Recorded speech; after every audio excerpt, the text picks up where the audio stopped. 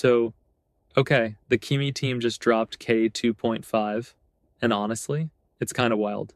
This is their first big multimodal release. So, text, code, images, video, the whole deal.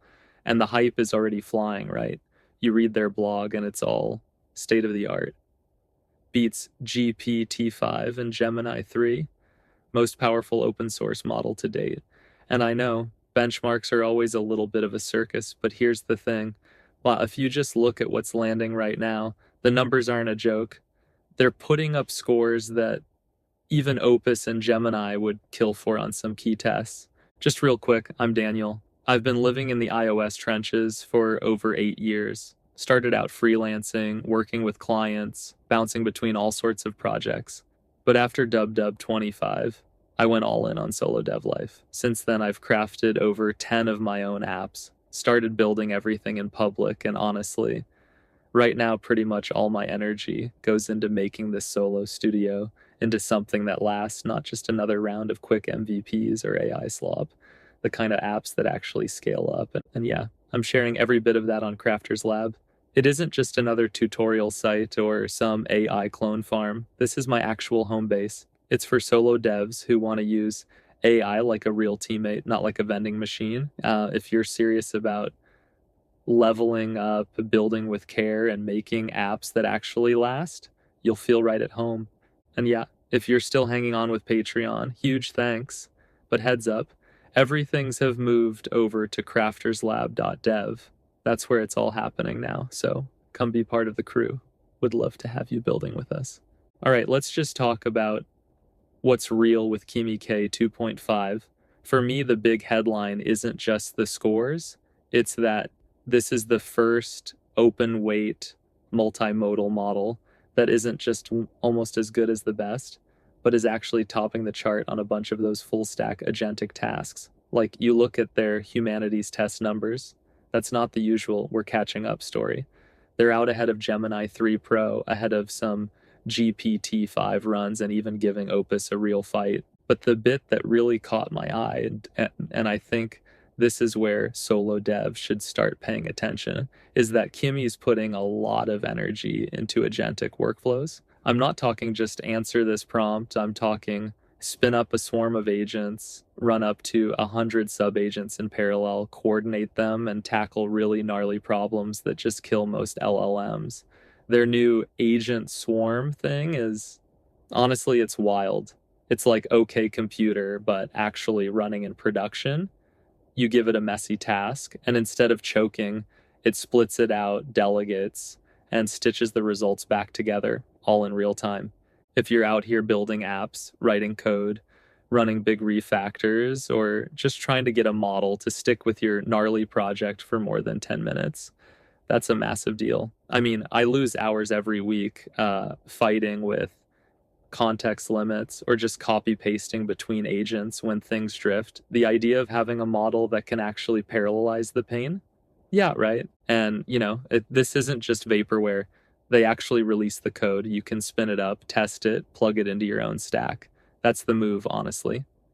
We're not locked out behind a $500 per month API key anymore. If you want to tinker, you can. All right, so if you're wondering, yeah, but is this just another coder that spits out leet code answers? Here's where it gets interesting.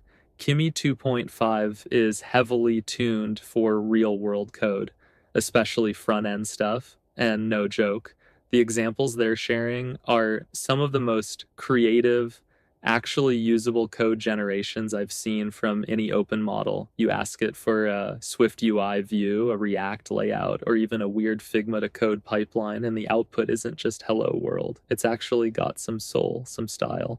And here's the kicker. It's not just about spitting out code. This model is finally getting image understanding and video understanding right at a level that feels useful, not just for demos. You can drop in a design, a screenshot, a wireframe, even a chunk of UI video, and it'll reason about it, explain it, maybe even code against it.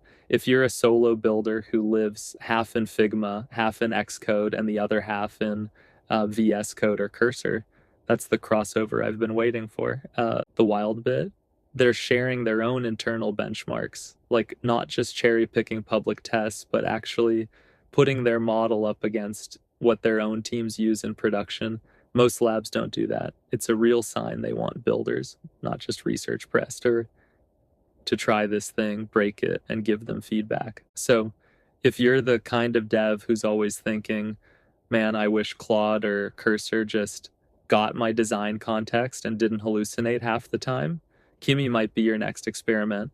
Okay, so this is the part that actually changes my solo workflow radar because, yeah, every model out there can answer questions, write a function, maybe even debug a file if you feed it the right prompt. But what kills your flow and what every solo indie builder feels is when you hit a problem that's too big for one model to keep in its head. Long feature branches, multi-file upgrades, weird bug hunts that touch 5 different parts of your stack. This is where everything breaks down. Agent Swarm in Kimi 2.5 is the first open system I've seen where instead of just trying to cram more tokens into a window, you get parallel agents, each with their own context, chewing through tasks together and then reporting back.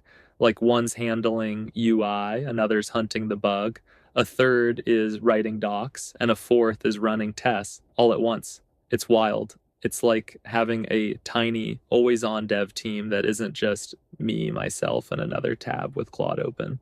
And the thing that matters, it's not just theory. You can actually see the reduction in time and tokens. If you've ever watched Claude or Codex burn through 150,000 tokens just to get lost in a long session, Kimi's approach of spinning up subagents and orchestrating them is legit. You end up getting the answer faster with less noise, and honestly, it feels more like pair programming with an actual crew, not just vending machine prompts. But here's the catch. This isn't a run it on your M2 Mac Mini kind of deal. This is a trillion parameter beast. Most solo devs aren't running this thing local. You'll want to use the hosted playground or the free test endpoints for now. Still, if you care about open weights, about the ability to tinker, about models you can actually study and improve, this is the one to watch. So, if I was starting a new project or looking for a coding agent that could handle big, ugly, cross-file tasks, I'd 100% try Kimi 2.5. Not as my only tool. Claude Code and Cursor are still my in-the-zone go-tos, but as a real teammate for the heavy lifting and the weird edge cases. So, yeah, if you're still here, honestly, you're a legend. So, yeah, if you're still hanging out here, honestly, you're kind of a legend. Not gonna lie, I mean it. And I get it. Kimi K 2.5 isn't gonna just like replace Claude Code or Cursor overnight. That groove is real, right? But, if you're even a little bit curious, if you want a model that actually feels like it cares about agent workflows, or you just want to mess around with something new, just try it. See if it fits your vibe, maybe break it, see what happens. That's the whole indie thing anyway. And, if you want to actually go deeper, check out crafterslab.dev. It's not just some tutorial dump. It's not another AI clone farm. It's honestly my home base. I built it for solo devs who treat AI like a real teammate, not just a button you smash when you're stuck. And, it's packed. You get full walkthroughs, like actual short video tutorials, a ton of Claude Code skills, and yeah, resources means straight up downloadable zips you can drop right into your project. Members get to actually riff in the comments, ask follow-ups, go back and forth, and yeah, that's just the start because the real core is the Notion teamspaces, my live playbook.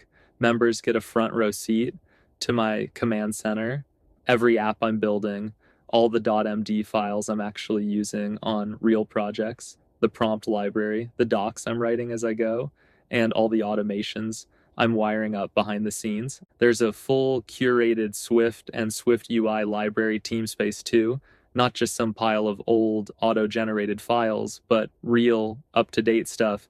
It's packed with the kind of deep dive keynotes and private talks I paid some $100 for, honestly. You won't find any of this in the public training data.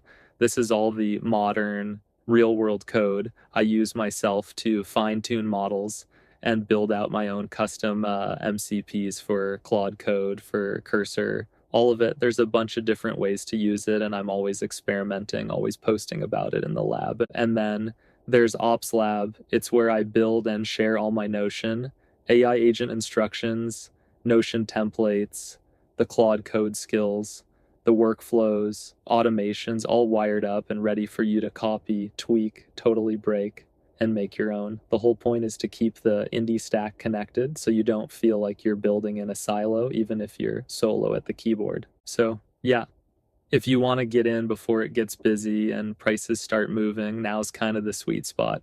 The crew's still small, super hands-on, and honestly, it feels way more like a behind-the-scenes dev lounge than some giant faceless forum. Would love to see you in there. Swap some stories, maybe even learn something from what you're building next. Keep crafting, keep shipping, and don't be afraid to break your tools. See you in the next one. Peace.